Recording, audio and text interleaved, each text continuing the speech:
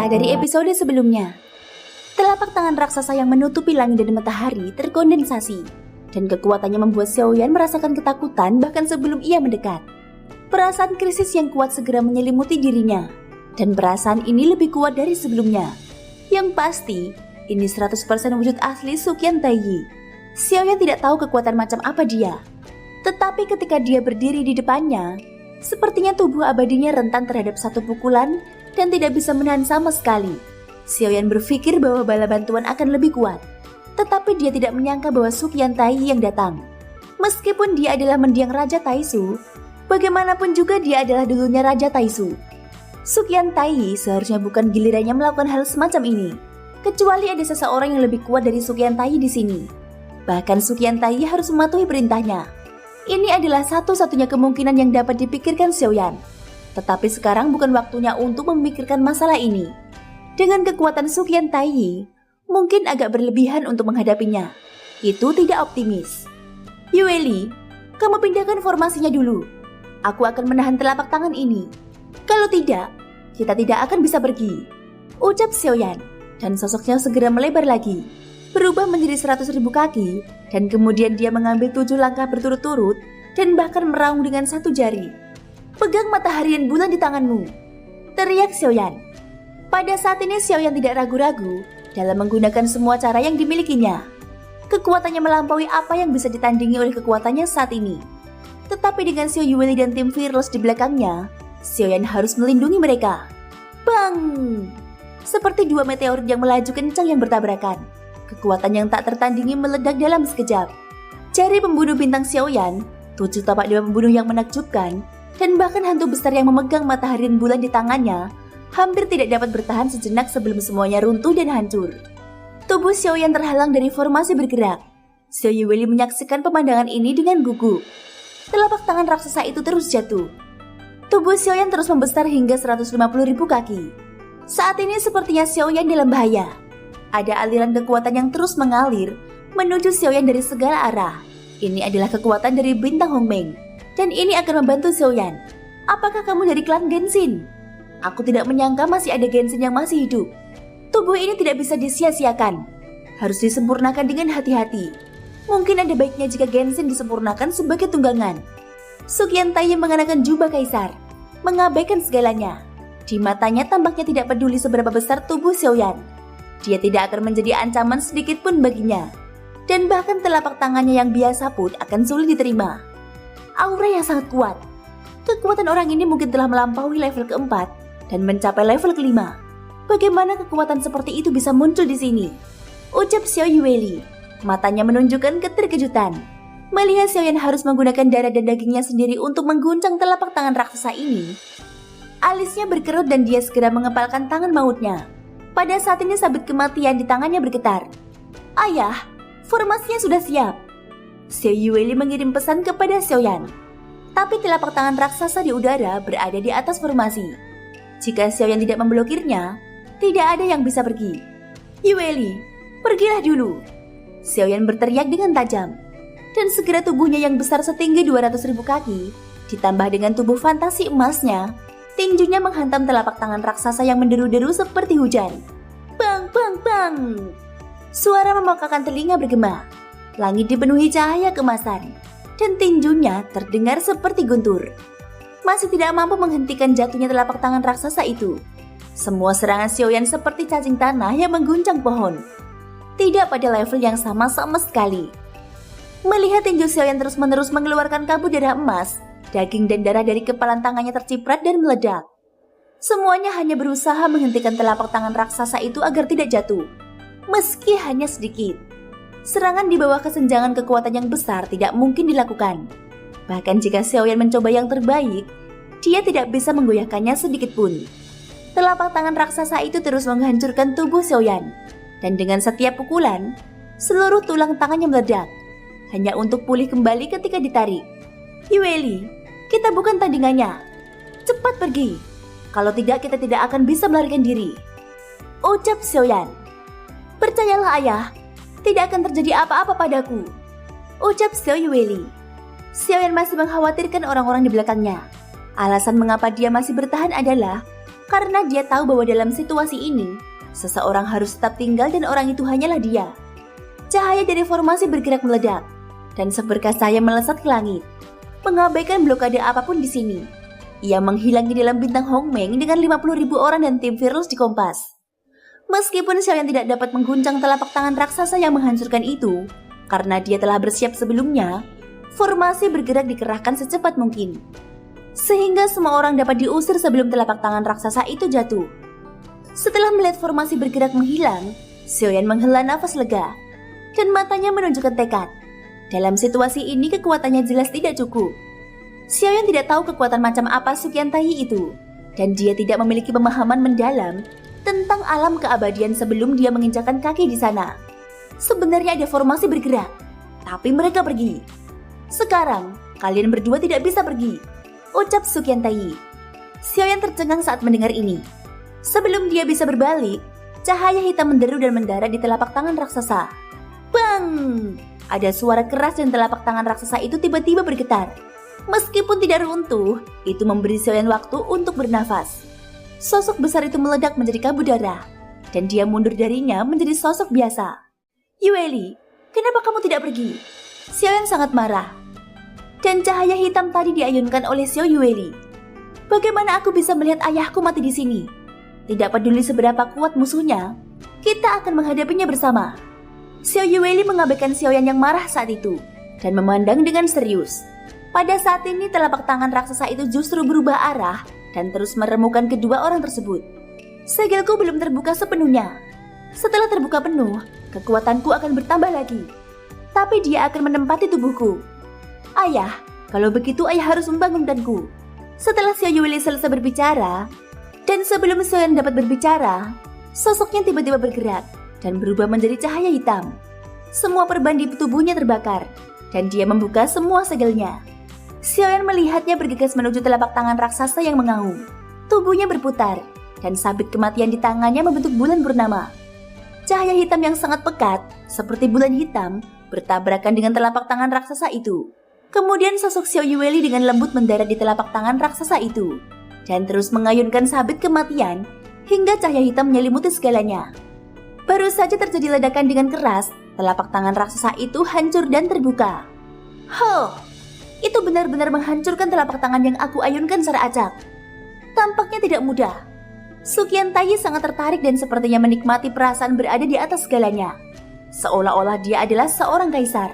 Jubah kekaisarannya tidak dikenakan dengan benar, dengan ikat pinggang longgar dan kerah terbuka lebar, memperlihatkan otot-otot yang sangat kokoh di dalamnya. Pria kejam 1000 pisau. Di sisi kiri aku telah menyiapkan formasi bergerak ekstra. Pada saat ini suara tahanan roh terdengar di telinga Xiaoyan, membuatnya sedikit terkejut. Tetapi tidak ada kesempatan untuk mengaktifkan formasi gerakan saat ini. Tapi bahkan Xiaoyan tidak menyangka bahwa tahanan roh yang selalu terlihat sedikit bodoh, sebenarnya punya rencana cadangan. Pikiran Xiaoyan berjalan liar, memikirkan cara lain untuk menundanya untuk sementara waktu. Meskipun Xiao Yueli telah membuka segelnya saat ini, melepaskan kekuatan terkuatnya dan menetralkan telapak tangan Suqian Taiyi, namun seperti yang dikatakan Suqian Taiyi, sangat sulit untuk menetralisir serangan acaknya. Jadi jika Suqian Taiyi sedikit lebih serius, bisakah mereka dimusnahkan dalam sekejap? Selama pertempuran singkat ini, di langit di atas bintang Hongmeng ratusan kapal Dewa Void melayang di langit seperti menghalangi matahari, membawa rasa penindasan yang kuat. Setiap kapal Dewa Kekosongan dapat menampung ratusan ribu atau bahkan jutaan prajurit Taizu. Jumlah prajurit Taizu di 100 kapal Dewa Void sangat banyak sehingga mungkin mampu mencangkup seluruh bintang Hongmeng dalam sekejap. Mata Xiao Yueli dingin dan berubah menjadi cahaya hitam. Seolah-olah dia sama sekali tidak takut pada Suqian Taiyi. Xiao Yueli memutar sabit kematian di tangannya. Dia langsung menuju ke arah Suqian Taiyi dan dengan kasar menjarahnya. Melihat hal tersebut, Xiaoyan hanya bisa menggertakkan giginya, menginjak guntur yang ekstrim, dan ingin menuju formasi bergerak yang diatur oleh tahanan roh. Namun pada saat ini perasaan krisis yang sangat kuat segera menyelimuti Xiaoyan. Aku ingin melarikan diri sekarang, tapi sudah terlambat, ucap Xiaoyan.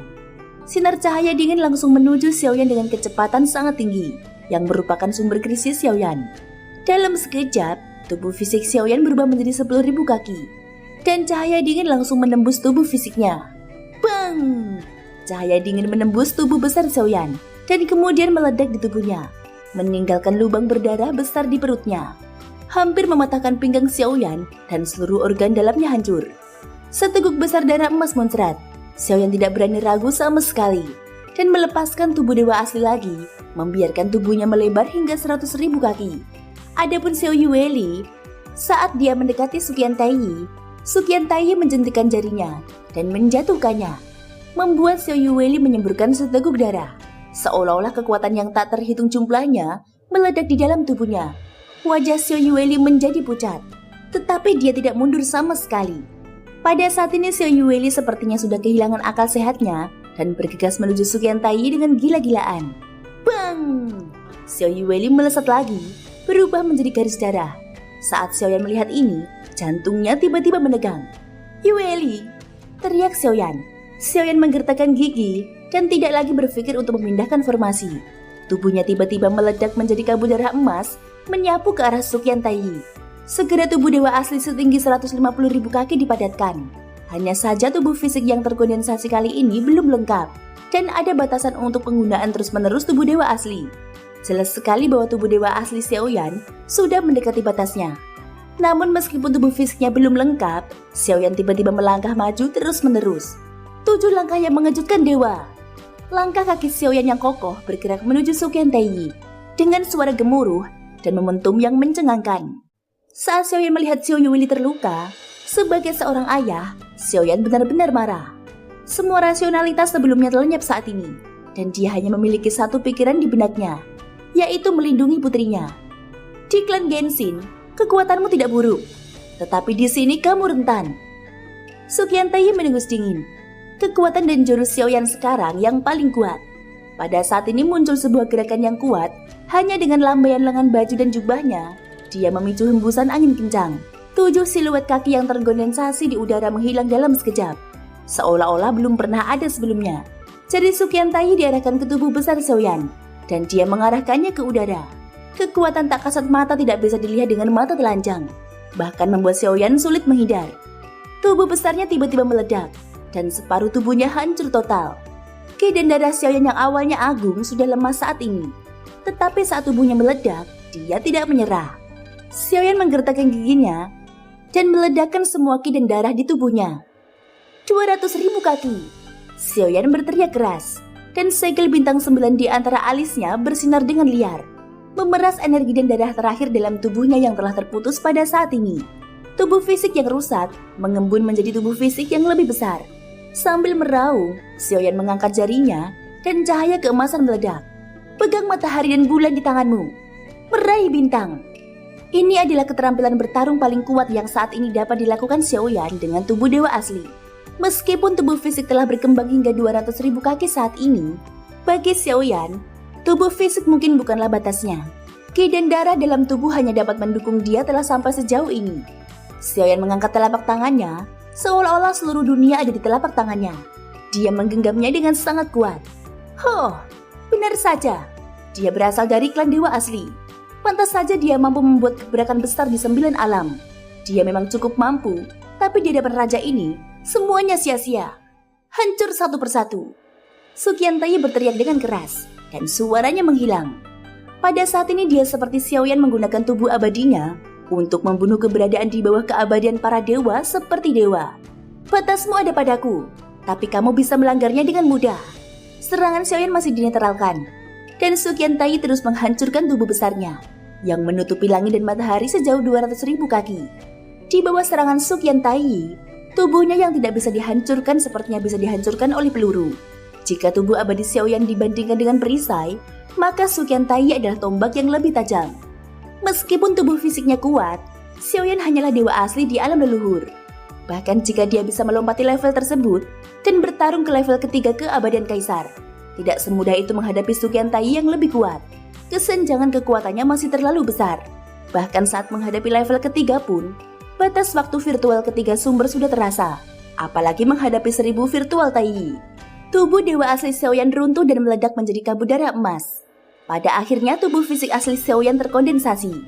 Tetapi energi dan darah di tubuhnya pucat, dan kulit serta daging di tubuhnya tidak dapat pulih sepenuhnya.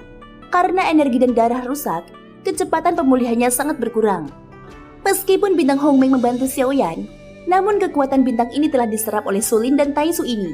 Dan sekarang bintang Hongmeng membantu Xiaoyan lagi. Xiaoyan hampir menghabiskan kekuatan bintang tersebut. Meskipun kekuatan Xiaoyan telah mencapai batasnya, tetapi Xiaoyan belum pernah menerobos keabadian dewa. Saat ini Xiaoyan sama sekali tidak mampu melawan Su Qiantai. Tubuh Xiaoyan sangat lemah, nafasnya tersengal-sengal, dan Su Qiantai dapat membunuh Xiaoyan kapan saja. Jadi Su Qiantai diarahkan ke Xiaoyan lagi. Saat ini dia hanya perlu memberikan pukulan fatal untuk melenyapkannya sepenuhnya. Namun di saat berikutnya, sosok Xiao Yueli tiba-tiba berdiri di depan Xiaoyan. "Kamu adalah ayahnya. Aku tidak ingin melindungimu, tapi aku takut dia menjadi gila.